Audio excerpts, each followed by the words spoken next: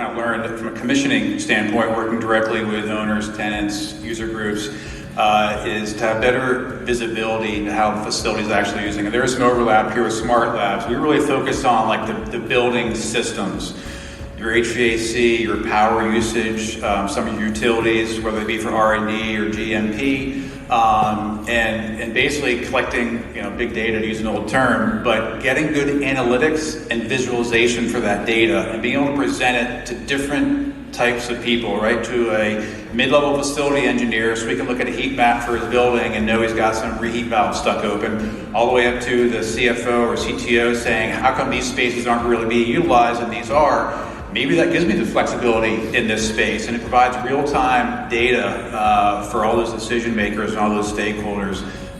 We just see that as an integral part of facilities moving forward into the future. Looking back the last 5 or 10 years, how has that involvement maybe changed a little bit in terms of how the facilities are designed and ultimately operated? Yeah, great question. Thank you. We're a good commissioning agent, or a commissioning agent is in a unique position to engage directly with an owner or a tenant or a user group very early on in the process, usually planning, schematic development phase, somewhere there.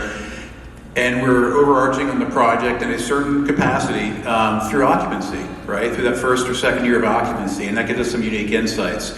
What we've seen is, again, we're really seeing the rise of analytics. It's data analysis, data collection, data analysis, and data visualization and reporting. That's really one of the biggest trends. And the kind of thread, the theme that I've gathered, and you're probably starting to pick up as well out here in the audience, is it kind of harkens back to that smart building concept. And I like to say we're making smart buildings that are finally smart. Fulfilling that promise, right? And taking it to the next level with all things Smart Lab are doing and some of the things that we're deploying now as well. So providing the data analytics and data visualization as a baseline requirement for life sciences buildings, whether they be R&D or GMP manufacturing, food tech, whatever else it may be, that's probably the biggest change we've seen. Visualization reporting, you can set that up quite easily. Well, what is your company's ESG goals in terms of key performance indicators or KPIs, right? And if you don't have an ESG program, your company probably still has some corporate level or should set some KPIs for building systems performance, right? And that kind of ties back to how much energy you're using, how efficient your central plant is. Are you really using enough air or too much air, so on and so forth. And that's, again, a great visibility into what's actually happening in your smart building. Two, I think, is staying engaged, right? So speak to us, how we deliver commissioning is we stay engaged, especially with the analytics, for a full year after occupancy, right? And everybody can do that, but sometimes there's constraints. We try to make that and educate everybody that is a huge benefit, right? There's a small cost, but we need that because systems are much more complex now.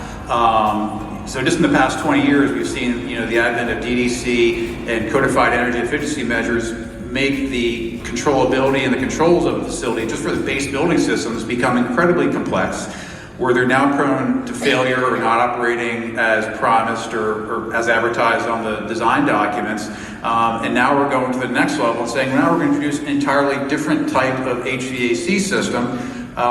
Good luck.